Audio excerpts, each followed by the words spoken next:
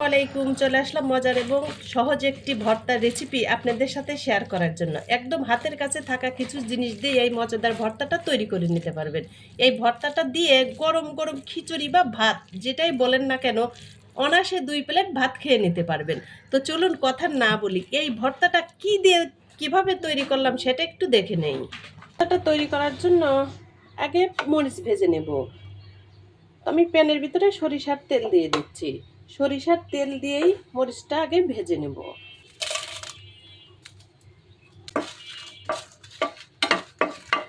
একদম সুন্দর করে লাল করে মরিচটা ভেজে নিতে হবে। মরিচটা কিন্তু পুরানো যাবে না। আমার মরিচটা ভাজা হয়ে গেছে, আমি এখন তুলে নিচ্ছি। ভাজা হয়ে গেলে ওই তেলের ভিতরে কয়েক টুকরা রসুন ভেজে নেব।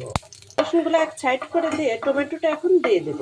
করে টমেটো ধুয়ে কেটে রেডি করে নিয়েছি। সরিষার তেলে ভেজে নেব আর একটু ভেজে নেব। একদম শুকনা শুকনা করে লাল করে পোড়া পোড়া করে ভেজে নিতে হবে, যাতে একটু টমেটোর ভিতরে রসটা না থাকে। এই যে একদম সুন্দর দেখেন পোড়া পোড়া হয়ে গিয়েছে। তা আমি এখন নামিয়ে ভর্তাটা তৈরি করে নেব। এখন এই যে ভর্তাটা তৈরি করে নেব। তো মরিচটা একদম মচমচা করে তো ভেজে নিয়েছি, সেটা তো আপনারা দেখলেনই। এখন লবণ দিয়ে সুন্দর করে এইভাবে চটকে নেব। একদম মরিচটা গুঁড়া করে নিয়েছি। এখন দিয়ে দিচ্ছি পেঁয়াজ কুচি। পেঁয়াজটা একটু বেশি দিতে হবে এই ভর্তাটায়। দিয়ে দিচ্ছি ধনেপাতা কুচি। হাতের কাছে ধনিয়া পাতাটা না থাকে না দিলেও চলবে। দিয়ে দিচ্ছি সরিষার তেল। সুন্দরভাবে চটকে নেব। এই যে একটা ভর্তা বানাচ্ছি না, এটা দিয়েও কিন্তু সুন্দর মজা করে ভাত খাওয়া যায়।